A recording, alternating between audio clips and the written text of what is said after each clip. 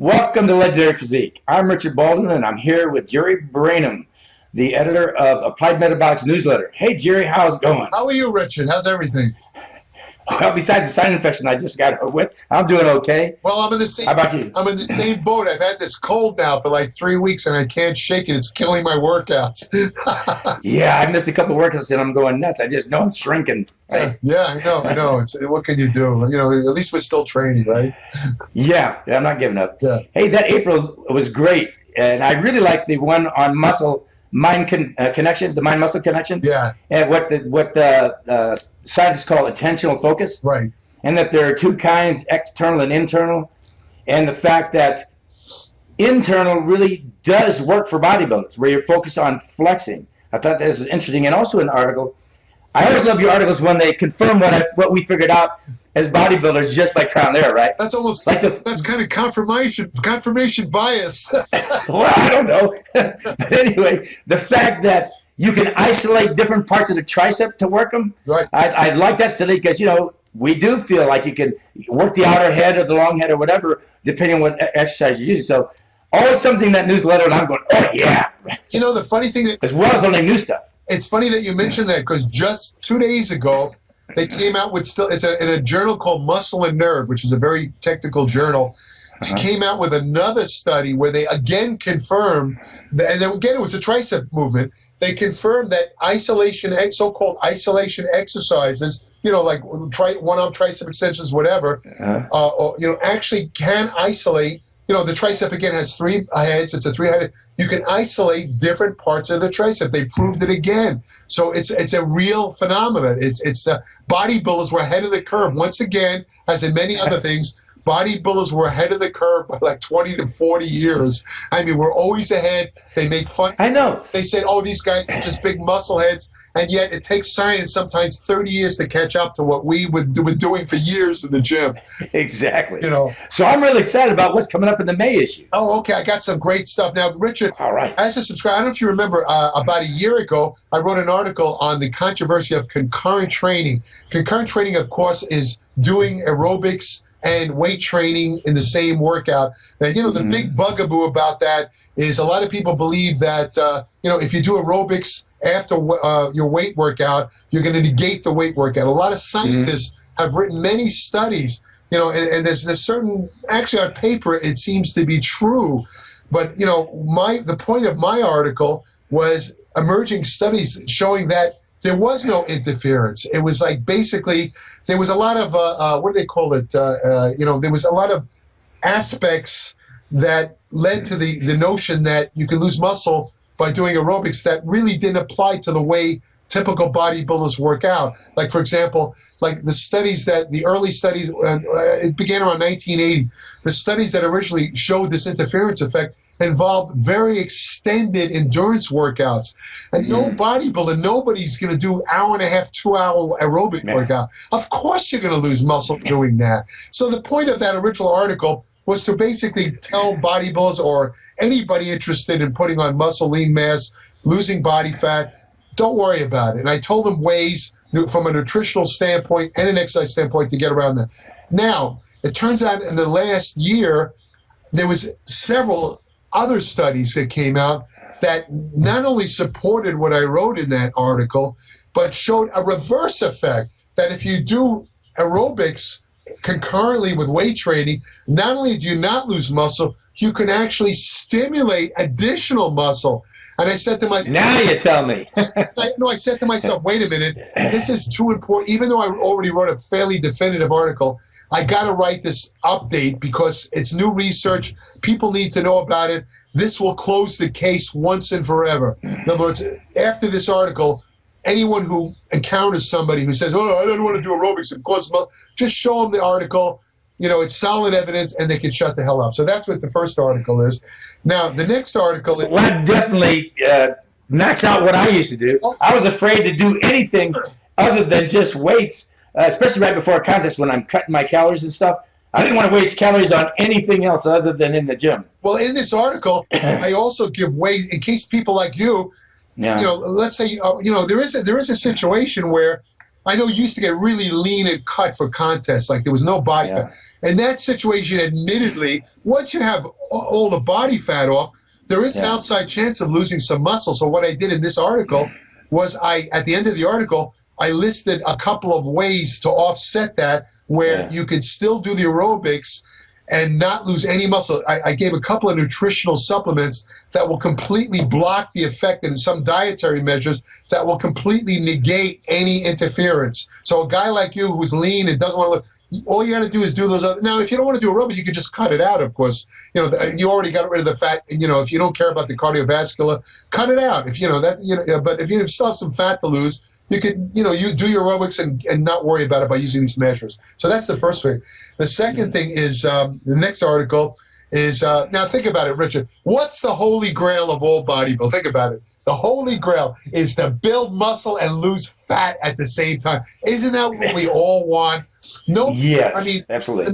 Nobody wants to you know, build a lot of muscle and get fat. And conversely, nobody wants to lose a lot of fat and lose a lot of muscle. Those are two bad options. And I said to myself, wait, you know, is there a way? Is the Holy Grail real? I mean, is there a way to keep the muscle while losing the fat? And it turns out there is. There is. And basically, it centers around protein intake. And, you know, without giving away the whole article, let me put it this way. I'll give you a teaser. The standard recommendations given, forget not just bodybuilders, but anybody on the street, the standard scientific recommendations of concerning how much is the optimal amount of protein to eat is grossly wrong. They came out with a new way of measuring how much protein the body actually uses, and they found that the original way of testing it, which is nitrogen bound, was completely inaccurate. So it turns out that anyone, forget whether you're a bodybuilder or not, needs more protein, and I explain why in this article. So this article is great if you worry about, if you want to keep your muscle and lose all body fat. This article will tell you the ways to do it. It's great for anybody, whether you're a bodybuilding competitor or just somebody who wants to be in great shape. The next article is something like, you know, you might be interested in, let's say that you want to do you're feeling frisky one day, you know? Yeah. And let's say you're doing bench presses or squats, one of those heavy, and say, you know what, I want to go for a record lift today. Is there any kind of ergogenic aid that'll give me like this instant power increase, like almost like a magic wand? Where caffeine. Well, caffeine's one way. Caffeine is, that's true. Caffeine is one. Okay. But there's another way. They found there's a kind of an ergogenic aid that you would not possibly imagine. This thing will actually increase power production almost immediately. I'm all ears. It's something that you take in your mouth, you swish it in your mouth first, and it's not carbohydrates, because carbohydrates can do that too. This is something that you swish around in your mouth and you swallow it. And and it doesn't taste good at all. It tastes terrible, but it's not going to hurt you in the amount that I suggest in the article. But this is great for, let's say, powerlifters or anybody that wants it, or in sports. Anything any high intensity activity, sprinting or something like that, or anything racing where you need an instant increase of muscle power, this thing will give it to you. And like I say, almost nobody knows about this. This is like brand new information. Great. There's a guy in the gym that's working now for another record in bench press and powerlifting in the Masters. So I'll have to read this and tell him, get it to him. Tell him about it. It'll work. I will. He'll be shocked. He's gonna it'll blow his mind. Let me put it that way. All right. The next one is I call it the cure for everything, and this is a substance that I know that both you as a philosophy professor, I know that you kind of like study religions in certain aspects. I'm sure you've heard of the prophet, the Islamic prophet Muhammad, whose name has unfortunately caused a lot of problems in current society, with the ISIS and all the Islamic terrorists and all that. But the thing is, he did make a statement once where he said that a certain substance can cure every disease except death. Every disease except death, right? Now, this particular substance, the reason I wrote this article is I'm a little suspicious of these folklore remedies, to be honest with you.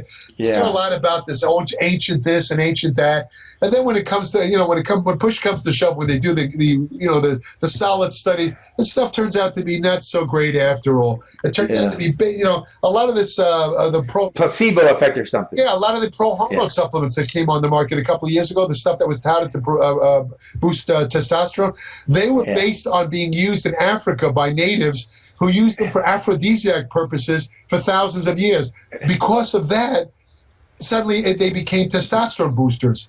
But when they gave it to humans, and rat studies and human studies, it worked well in the rats, but in the humans it did absolutely nothing. So again, it was folklore that did. This particular substance, however, when I did a search, I found there was over 700 articles, solid double-blind studies on PubMed, National Science Library, showing that this stuff actually does do something. And the thing that caught my mind was a study of women who, two groups of women, they both followed the same diet. It was not a low-carb diet. And they did a little bit of exercise, not a lot. But the women that took this substance, Richard, lost 4 times more body fat with no change in calories, no change in activity. Wow. So I said to myself, you remember last time we spoke, I said I'm trying to put in some articles that would interest women. And, if there's one thing I know most women are interested in, it's losing fat. This is a harmless substance. It's not going to hurt them. And the truth of the matter is, this is a preliminary study.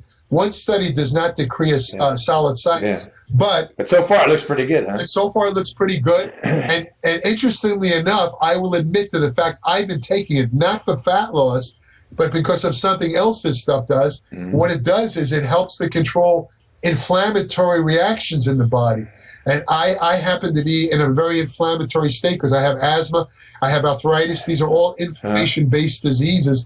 As such, I use this stuff. I've been taking it for about a year or two to help control this inflammation. It does seem to help. So I didn't even know about the fat loss effect, And in a male study, which I mentioned in the article, it actually they wanted to see if it raised testosterone in men, right? Okay, these were obese men they gave it to, right? They did lose some fat, but not as much as the women. But it did not raise the testosterone. But here's the interesting part. There was a placebo group of men who were on the same diet, same exercise routine. The men who did the diet without taking this stuff, their testosterone levels dropped because of the diet. The men who took this stuff, they didn't go up, but they didn't drop. Okay. So now if you think about it, that would be a good reason for men to use this because, because when you diet, I got to tell you, if you're not taking steroids, if you diet, your testosterone will always drop, always. Just by the low calories alone and and lowering, for example, your body needs to, you have to take in 20 to 30% dietary fat to maintain testosterone. Yeah, I was going to say, especially when you drop the fat. If it goes below 25% or 20%, your testosterone shuts off like a switch.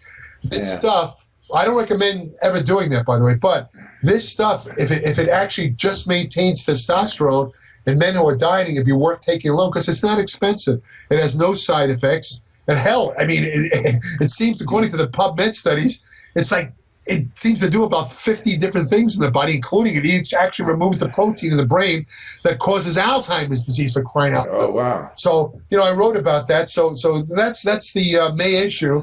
And again, it's a monster issue. It's 46 pages, no ads, and it's all written in English, and there's no, any scientific term I explain. A couple of people have complained to me and said that, it's hard for them to read, which I don't understand since I'm writing on a 6th grade level. I kind of feel bad when I hear that. Or when I read that, I'm thinking, oh my God, they're having trouble reading and it's on a 6th grade level. I don't know what to say. I can't make it simpler than that other than to write stuff like Jack and Jill went up the hill with carrying a bale of creatine. What can I say? Well, I'll tell you what, I've never been disappointed 1 month. I mean, every month there's great stuff in there. Yeah. And so appliedmetabolics.com. Go on there today. There's one thing. Thanks a lot, Jerry. Yeah. One quick thing I wanted to Okay. just so the potential subscribers know is that while I cover the basics of nutrition and exercise, what's the best stuff to eat, what's the stuff to put muscle on, what's the best way to train, all that. I do cover that, but the gist of this newsletter, my basic underlying philosophy is to try and handle subjects and topics that you're not going to find on the internet, you're not going to find in bodybuilding magazines. This is very useful, practical information, but it's kind of like off-the-road stuff that, that you're not going to, I don't want to duplicate and copy what people can get on the internet. So I'm trying to so I just wanted to tell people that so they understand that. Well, the reason I started subscribing, even though you're a friend of mine, I felt like it should help out, is because of that very fact that there's so much crap on the internet, and the magazines have practically nothing worth reading anymore. But your newsletter helps me to better health, and even as I'm aging here, how to prevent myself from injuring, how to get the most out of every session. So I'm a big proponent of that newsletter. Oh yeah, in fact, as you know, Richard, anyone who subscribes, they have access to the complete archives. I've been writing now it's going on 2 years, about 1 year and 3/4 now. So there's a lot of issues online, and I've covered stuff like I remember presenting a dental program that I used myself. I remember that. That literally, I mean, you really don't even have to go to a dentist if you use this program. It keeps your gums and teeth healthy, and it makes your teeth whiter. It gets rid of bad breath.